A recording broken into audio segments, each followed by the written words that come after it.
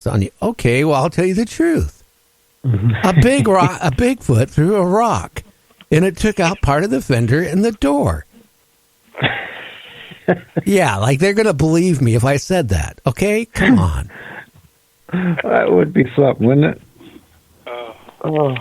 Yeah, could you imagine? They'd probably send one of their medical doctors to evaluate me if I would have said that. They probably scolded you because you didn't have that aluminum hat on. Yeah, they probably wouldn't have had their lizard for their commercials. They would have had a Bigfoot if I would have told them that story. Yeah, the guy from the beef jerky is going to be chasing you down the road with a rock. I don't know. So it's funny. Some of those, I think the one insurance company, Geico, the Geico caveman. Yeah. You ever see that commercial? My one buddy that saw one in Derry, my buddy John, that's what he said it looked like. He said it was about as tall as him, 6 foot, and looked like the Geico caveman. No, maybe you hear a lot of those reports. Well, maybe where Geico gets their actors. Yeah, so it's in popular culture so much. Beef jerky, insurance. There's people just kind of laugh it off for the most part. Yeah, James, my wife listens to this show. I wish you wouldn't have said what you said again tonight, because you know what? Tomorrow she's going to listen to the replay going to work. And by the time she almost gets to work, because she has to go 90 miles, she's going to hear what you said, and then she's going to come home tomorrow, and she's going to throw up the car again. You know that. She did the last 3-4 times you've done that to me. I didn't even think about it. Miss Linda, just throw that out like a court of law. Do not, just throw it out. Don't mean nothing. Yeah, do you think that's going to work now? I don't know. I'm trying to help you. Okay. Well, anyway, how can they find you, George, on Facebook? You could either any number of ways. You could type my name, George Workman, or you could go to Bigfoot Dogman Info Library on either one of those search terms in Facebook, or on YouTube. I'm on Flat Squatch Productions. You can find me there. Send me an email. Okay. FlatSquatchProductions@gmail.com.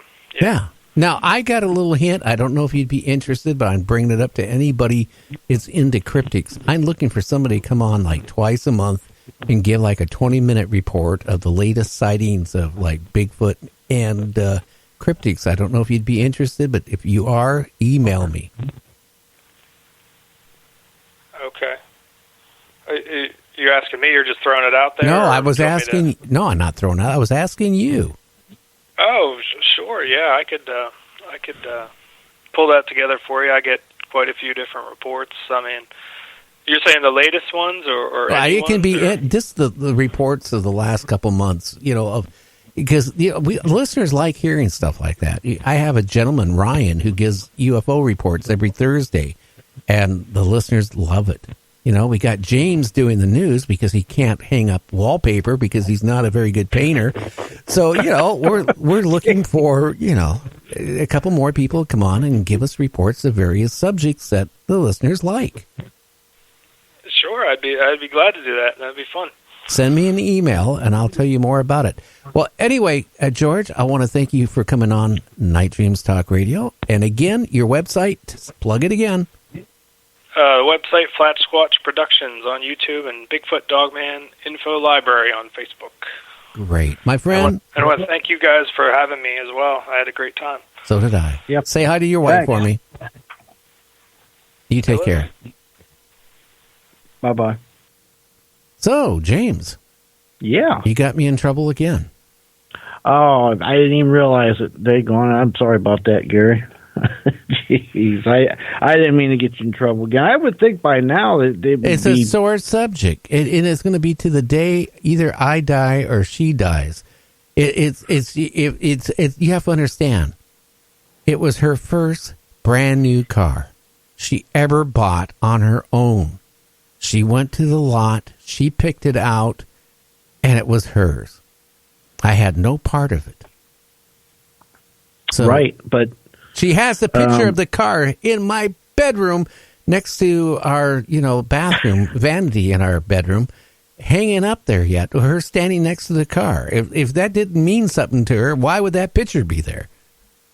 Well, she needs to look at it like, you could have not came home from that trip. My goodness. You could have seriously been hurt or eaten. Who knows? Well, yeah, but if I would have been eaten, they would have eventually found the car and she would have got it back. That's all it counts, the car. Oh, my goodness. I don't know. Oh, Again, boy. to the listeners out there, Rush Limbaugh got on the radio today and explained to his listeners that he had trouble breathing anytime he walked any distance or anything like that. He went to the doctor and found out he had advanced lung cancer. So he's going to take the rest of this week off, at least 3 or 4 days, to come up with some type of treatment plan with the doctors and all that stuff. What I'm asking my listeners, if you like Rush or if you don't like Rush, either way, he's done a lot for talk radio. Him and Art Bell both are the godfathers of talk radio. And what we need to do is send out positive vibes to him, that he's going to be okay and that his cancer will go in remission. I'm asking you guys, if you at all tonight, if you're in bed now, just close your eyes and just, think that. Because I do believe our minds are very powerful. And that's all I'm asking on that. This week we got some great guests coming up. Yeah, we do. Matter of fact, who we got? Oh, tomorrow we got Jean Broida, and she's going to be talking UFOs. And then, let's see, Wednesday we got Mark Sargent talking flat Earth. That's going to be intriguing. Yeah, he's up here in the same state as I am. I believe he's on Whidbey Island, which is a major Navy air base out there on Whidbey Island. And he's going to be talking to us about the flat Earth. Now, some people, the world is flat. And then some people say it's round. Well, you know what? We have to make that definition because, you know what? Do you really trust what the government feeds us? I mean, if you look pictures of the moon, they docker it all up. Pictures of Mars, they have dockered that up. They don't tell us about asteroids to either they have hit or bypasses by, skimming off our atmosphere and bouncing back out. I mean, maybe we are in a flat world. Who knows? That's true, and you did make a good point there. We only know what they show us or tell us, and even that could be manipulated. Oh, yeah. So that's a decision each one of us has to make after our guest is on, and he'll explain his point of view. And remember, this show is entertainment. So, anything I say or the guest says, it's just, entertainment. Yeah, that's right. It's entertainment, and we just try to put it out there, and you got to make your own decisions. And there's a lot of facts to a lot of it, but there's a lot of stuff we just don't know. I know. I'm really disappointed here. I thought I came up with the idea of taking a hat and either line it with tin foil or the mylar, material, which is, again, conductive.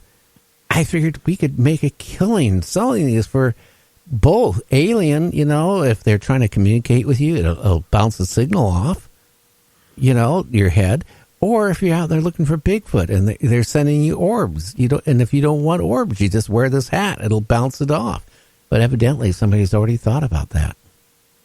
Yeah, somebody's already on top of it already. I bet they haven't come out with orb-proof underwear. I bet they haven't either. If they have, I missed that one. Yeah, well, see, we can sell it as a set. Briefs, T-shirt, and hat. That's true. And, you know what? We could even sell a tent with that, and the tent could be lined with aluminum foil, too, so you could sleep in peace. Or mylar, yeah. And this in case you have secret agents monitoring you, right? Well, if you're wearing this outfit of, why don't we go a step farther? Your jeans can be coated with an inner layer of mylar. So your jeans, your briefs, your T-shirt, your hat, and your sunglasses can be made out of aluminum.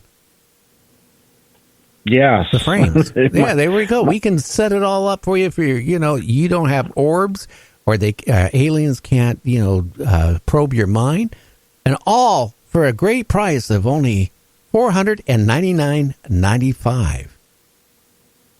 Now, does that include shipping? Oh no, you can have a second set of the jeans, the briefs, T-shirt, hat, and aluminum frame sunglasses for just additional service charge.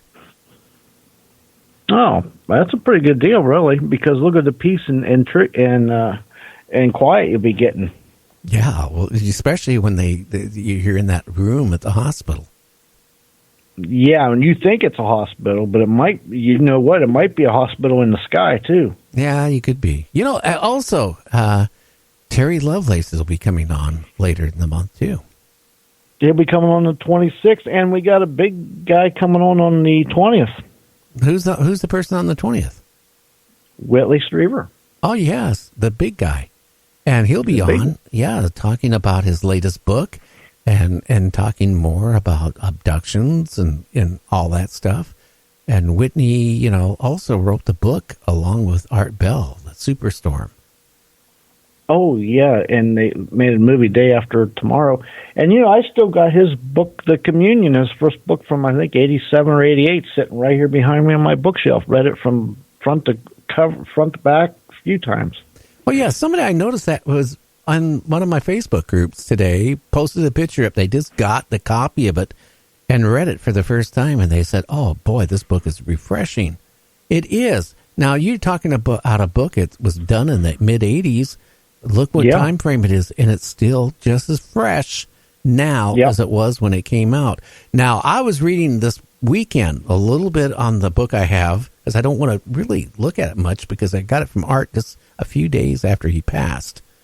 But I was reading some of it, and everything in there that they're saying is so accurate. But the problem is they were off by about 20 years.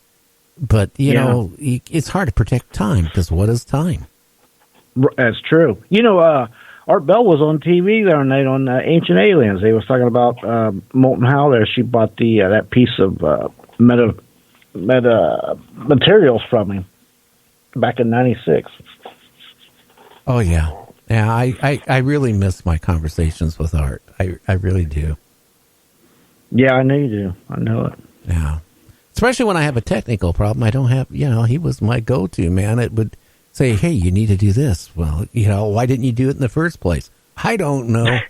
The guy had a vast knowledge of many things, especially with electronics and with the radio business. Oh, yeah. And his voice, nobody could ever, him and Rush, nobody ever could replace it. I mean, I look at Rush, I listen to Rush quite a bit. I don't know. I could not could you imagine doing a 3-hour show just by yourself and talking and going on about a different topics each day? I couldn't do it. I don't have the ability. Rush was born with that. Yeah, that's a talent all in itself. And then to be blessed with the good voice and the right tones and how to use it and put it all together. Yeah, that's knowing something. Yeah, but think about this. 32 years. Yeah. Of voicing your opinion every day, every weekday on the radio. Okay? Without a guest. And being up on the latest topic and just be able to talk about it each day for 3 hours?